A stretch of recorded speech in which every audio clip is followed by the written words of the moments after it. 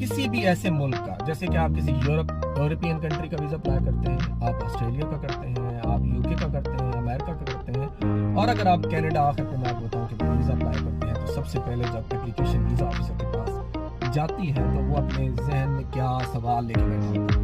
وہ یہ سوال یہ ہے کہ وہ آپ کو کہتا ہے کہ بھائی آپ نے ویزا اپلیکیشن دی ہے، لیکن مجھے یہ شک ہے کہ آپ واپس نہیں جائیں گے پاکستان۔ آپ کو اگر ویزا دے دیا جائے تو آپ کینیڈا میں رک جائیں گے۔